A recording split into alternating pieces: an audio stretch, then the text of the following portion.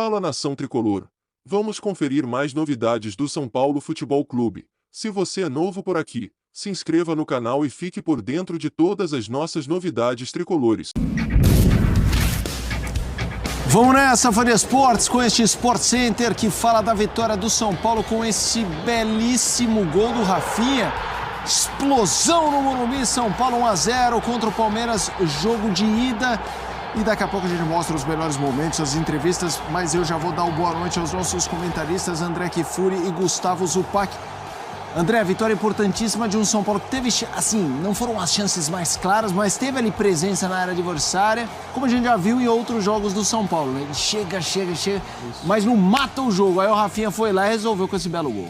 Tudo bem, Felipe? Boa noite, Gustavo. Uma ótima noite a todos os nossos amigos e amigas que nos acompanham hoje. Se a gente dividisse esse jogo em 4 quartos, nada a ver com NBA, nada disso, mas o primeiro tempo em 2 metades, o segundo tempo em outras 2 metades, o São Paulo foi melhor do que o Palmeiras em 3 desses tempos. O Palmeiras foi melhor até os 25, mais ou menos, minutos da primeira parte, quando muito encaixado do ponto de vista defensivo e muito aplicado, dava para ver direitinho aquilo que era a função de cada jogador do Palmeiras na marcação dos adversários são paulinos, até a primeira metade, um pouquinho mais, do primeiro tempo. E o São Paulo ficou trancado, digamos assim, por essa ideia. No momento em que os jogadores de marcação do meio de campo do São Paulo passaram a jogar um pouco mais à frente, um pouco mais adiantados, e uma bola esticada começou a entrar, o São Paulo se sentiu melhor no jogo e passou a ser melhor no jogo também. Durante o segundo tempo, eu não tenho dúvida que o melhor time em campo, aquele que teve mais clareza, mais iniciativa, mais volume, embora nada muito assim, né? Em termos de chances, muito claro, exceto, evidentemente, o gol que o Wellington Rato perdeu, um pouco antes do gol que o Luan, que foi o jogador que impediu o gol do Wellington Rato, desviou com a cabeça o chute do Rafinha, que a gente não vai saber nunca se ia entrar, se não ia entrar, se o Everton ia defender ou se não ia. O fato é que o desvio foi decisivo para a bola entrar onde ela entrou. Tirou completamente qualquer chance do goleiro do Palmeiras fazer a defesa, e o São Paulo correu um pouquinho de risco no finalzinho, com bolas paradas, uma arma que o Palmeiras tem, uma falta e um escanteio, mas o placar é compatível com o que os times mostraram em campo, e é muito bom quando esse tipo de coisa acontece, especialmente nos jogos de alto perfil, porque não houve interferência da arbitragem, ninguém tem nada a reclamar. Agora parte para o Allianz Parque com essa situação do São Paulo jogar por um empate para seguir na Copa do Brasil. Merecido resultado, São Paulo fez por onde? Estamos vendo os melhores momentos, aí é uma chance construída pelo Caleri, que era dúvida e tal, rolou um mistério Caleri, né, ao longo do dia e tudo mais. Ele apareceu, Gustavo Zupac, que a gente vê os melhores momentos. Boa noite pra você. Fala, Mota, boa noite André, boa noite ao fã de esportes. Boa noite. Não foi um jogo tecnicamente bom a maior parte do tempo, mas foi um jogo de muita briga, de muita aplicação.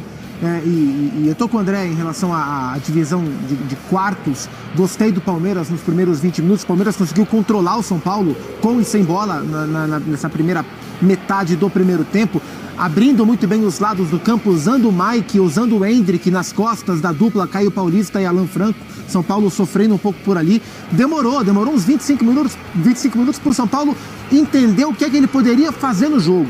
E a partir do momento em que o São Paulo entrou no jogo, ele esbarrou em muitas das suas dificuldades de construir, dificuldades de parte técnica mesmo. Isso. São Paulo sofreu para construir. São Paulo começou a chegar em bola longa, né?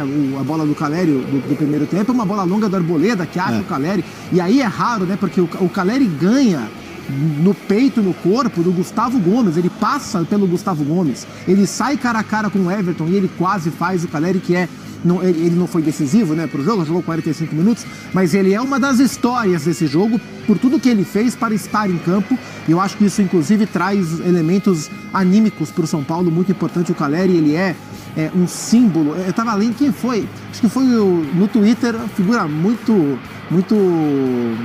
participativa da história recente de São Paulo, o doutor Marco Aurélio Cunha, eu li ele escrevendo no Twitter que o Caleri é o Lugano do ataque, sabe? Em relação à sua postura e como ele enxerga o São Paulo e essa relação construída, eu acho que faz sentido. O São Paulo foi conquistando terreno, ganhando jardas, né? Já falamos de NBA, vamos falar de NFL agora. São Paulo foi ganhando jardas muito no seu encaixe, na sua aplicação, na sua disciplina, na sua organização, menos do que na qualidade técnica. Mas impediu muito o jogo do Palmeiras no segundo tempo. O Palmeiras teve muita dificuldade para agredir, quase não agrediu o São Paulo no segundo tempo. Até que de tanto ocupar o campo de ataque, o São Paulo rodou bastante a bola, a jogada começou pela esquerda, chegou na direita e o Rafinha acertou um chutaço. André, acho que o Everton defenderia. A minha impressão é que a bola ia na direção dele. E aí o desvio colocou a bola no ângulo. E o Luan fazia um bom jogo. Tinha salvado uma bola antes. O Luan é um bom zagueiro, mas as coisas acontecem com o Luan. E aí, aquele palmeirense que tem algum tipo de birra, claro que o Luan não teve culpa nenhuma, mas as coisas acontecem com... quando ele tem culpa, é um pênalti cometido, uma falha no jogo importante, e assim, não era justo que fosse com ele, mas a bola raspa no Luan, vai para a gaveta do Rafael, e a vitória é justa, e traz para mim um equilíbrio para o confronto. Sim. A partir para a semana que vem, com essa vitória do São Paulo, eu chamo de 50-50, porque eu chamava de 60-40 para o Palmeiras antes do jogo de hoje. Isso que o Gustavo falou sobre o Luan e às vezes, né, essas coisas que repetidas vezes acontecem com o mesmo jogador, no replay do gol por trás do Rafinha, quando fica muito claro o desvio da trajetória da bola e aí ela vai no ângulo, logo que entra dá para ver o Luan de cabeça baixa já lamentando ter participado no gol, evidentemente de maneira involuntária, mas é claro, né,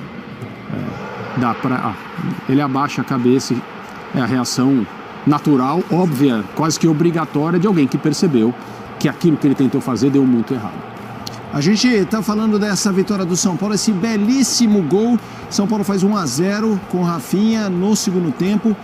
E eu acho engraçado porque tem time que é muito imprevisível de leituras. E eu acho que esse é um confronto, embora o Palmeiras sem Rony e sem o Arthur, que chegou recentemente e não vai ter o Arthur nessa Copa do Brasil, ele tem a sua característica, mas obviamente com um punch diferente. Agora são times que a gente sabe o que vão fazer, assim, a capacidade e as fraquezas do Palmeiras nem tanto. O Zé machucado também. O Zé Rafael, exatamente.